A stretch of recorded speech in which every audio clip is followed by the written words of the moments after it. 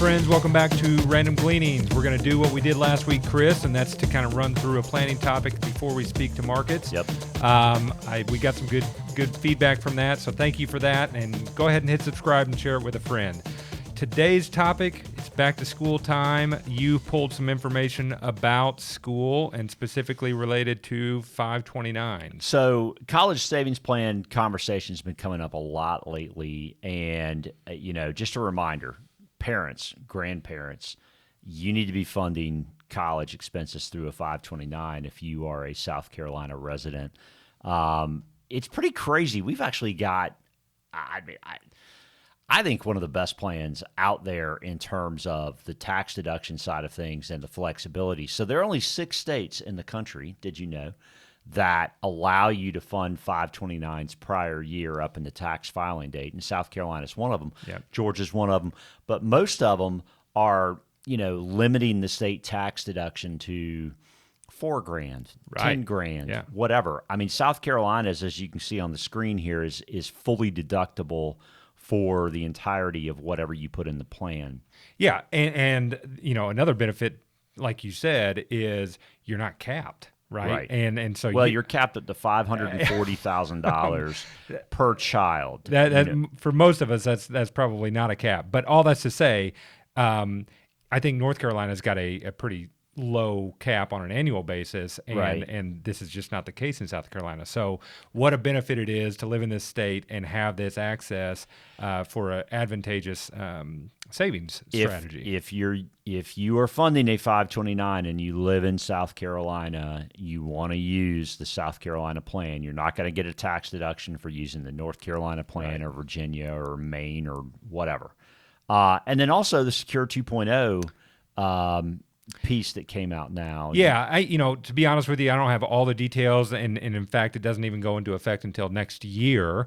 But a concern along the way was, I don't even know if I should fund a 529. I don't know. Maybe my kid's going to get scholarship. Right. But so Congress said, hey, let's incentivize folks to saving into the 529. And in fact, we're going to give them a chance for a release valve on the end of it all, such that they can save for the beneficiary to a Roth. So as long as it's been in place for 15 years. It's 15 years, and there's a 5-year qualifier as well on the money that can go in there. So some more details. But if you find yourself in that situation, let us know. We'll straighten you out and help you out next year. It's pretty cool, though. I mean, to me, it's now a vehicle you would use to try to set more Roth money toward your child's, future, right? Or at least a family member's future. And in terms of, again, I mean, if you get a 7% state tax deduction, it's growing tax deferred, comes out tax-free for qualified tuition expenses, and then with residual up to $35,000, you could convert it to a Roth after 15 years. That's pretty legit. That's pretty good. That's got a lot of out clauses right there. So that's a really good tool. Yep. Let's go on to markets.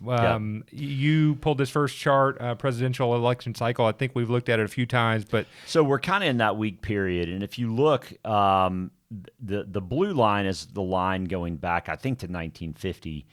This is from All Star Charts. But basically, usually, if you average all those periods together, that's kind of what it looks like. And then this is 2021, 2, and now 2023 as well in red. And yeah, we're kind of in a seasonally weak period. The market's backed up a little bit in August thus far. But, all in all, economically, things are pretty good. Take a look at GDP Now. That's just it. Since the end of July, when the GDP Now Atlanta Fed was forecasting a third quarter GDP of 3.5, it has shot the moon up to 5.8 with the data that's come out since then. So from manufacturing, okay, from international trade, from the consumer price index, retail trade, import-exports, and then housing starts and industrial production, you've kind of seen things turn upward. Yep. And so now you've got a real GDP growth estimate right now at 5.8% from the Atlanta Fed, which is bananas. It's absolutely bananas. That's right. I mean, but listen, I mean, us included, we thought we'd have a recession based on the fact that interest rates have run to 5.5%.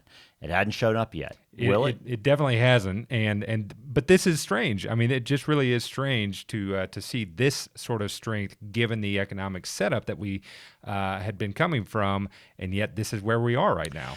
And so there's some implications out of that. Again, you can see in here manufacturing, industrial production. Well, so what does that lead to? Our friend Tom Lee pointed this out from Fundstrat in terms of industrials. Long industrials on bottoming PMIs. So that means, hey, manufacturing numbers improving. That's usually a decent time to be starting to look towards industrials. It's not just industrials, energy.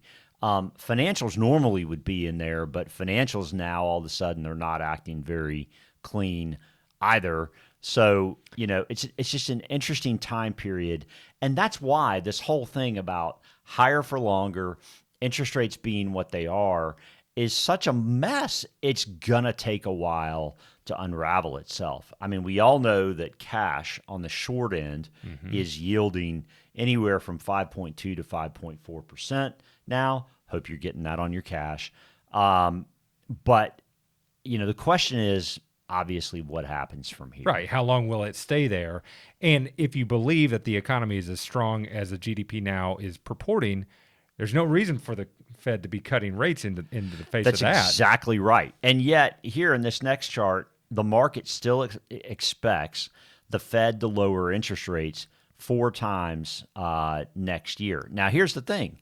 Keep in mind, about 4 months ago, the market expected the Fed to lower interest rates 4 times this year.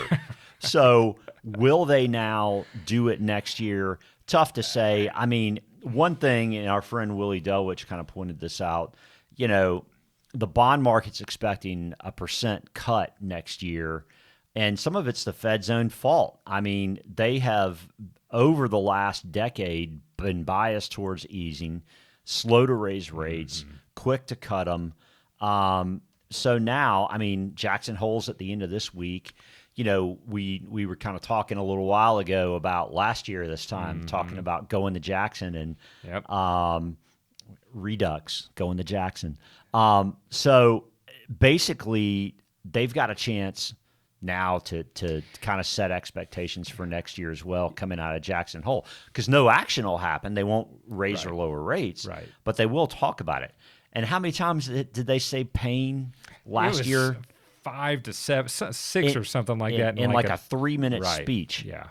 So, I mean, how much pain have we had? I mean, between August and October of last year, we had pain, but otherwise there really hadn't been much in the way of pain. That's about right. Yeah. So, stay tuned for Friday. Listen for what the Fed chair has to say coming out of the Jackson Hole meetings with the governors.